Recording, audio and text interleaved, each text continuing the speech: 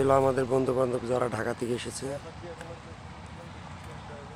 এখানে আপনারা চাইলে ডিএসএলআর ক্যামেরা দিয়েও ছবি নিতে পারেন, তবে তাদের সাথে কথা বলে নেবেন।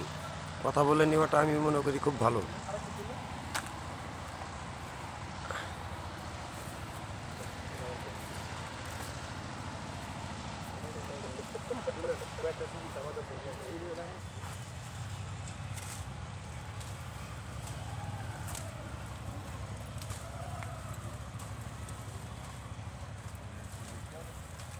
খুব কষ্টের একটি কাজ, দূরে থেকেও দেখলে মনে হয় যে কি না কি করতেছে, আসলে খুব কষ্টের কাজ।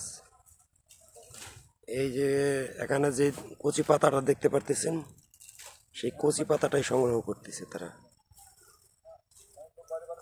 পাতা তো আরো আছে, কিন্তু সব পাতা নেয় না তারা।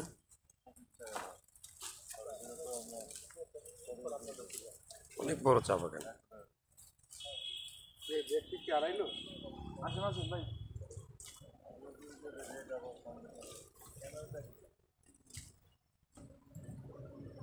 তো দেখতেই পাচ্ছেন এখন বর্তমান চা বাগানে আছি। তো সাথেই থাকেন, ইনশাআল্লাহ আরো ঘুরে ঘুরে দেখাবো যে আমাদের মোল্লা ভাই আছে এখানে। আমি আসছি চা বাগান দেখতে আসছি।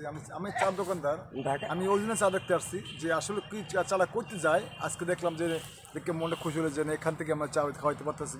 তাজা চা, সুস্বাদু চা, শিলং চা, স্প্যানিশ চা, সব এখানে তৈরি হয়। এখান থেকে আমি চার দোকান ডাইরেক্ট নিয়ে যাই। আমি দোকানদার হইলো 5 টাকা কাপ নিয়ে অরিজিনাল চা খাওয়াই। আমি সেই চা দোকানদার। তো মোল্লা ভাইয়ের চার দোকানে একটু মাঝে মধ্যে যাবেন আপনারা, যাইয়া চাটা খাইয়া বলবেন যে কেমন। 5 টাকা দাম, যে খাইবে সে বলবে আর এক কাপ দেন রং চা। ও ভাই রং চা, 1 কাপ রং চা 5 টাকা দাম, যে খাইবে সে কয় আর এক কাপ দেন রং চা। ও ভাই তাজা রং চা, রং চা, ও ভাই রং চা, 1 কাপ রং চা 5 টাকা দাম, যে খাবে সে বলবে আর এক কাপ দেন রং চা। ও ভাই রং চা। তো দেখলেনি আমাদের যে মোল্লা ভাই চার দোকানদার, সে সিলেটে এসে তার মাথা বিগড়ে গেছে। সে ওই দেখেন চা, আমার চা যে খায় বারে বারে সে চায় দেন না ভাই কাপটা বইরা। চা বেশি বনা নিতে গুইরা গুইরা, এই সেই চা বেশি আমি, সেই তাজা রং চা, তাজা তাজা রঙের চা। এটা আমাদের খুব শৌখিন এটা ভাই, মোল্লা ভাই। আপনারা তার আগে আমার ভিডিওতে দেখে থাকবেন যে মাঝে মধ্যে আমি বানাতাম। তারে নিয়ে আসছি এখন, আর কি কচরা করার। তো একটু চা বাগানের ভিতর দিয়ে ঘুরি, আপনাদেরকেও দেখাচ্ছি, সাথেই থাকুন।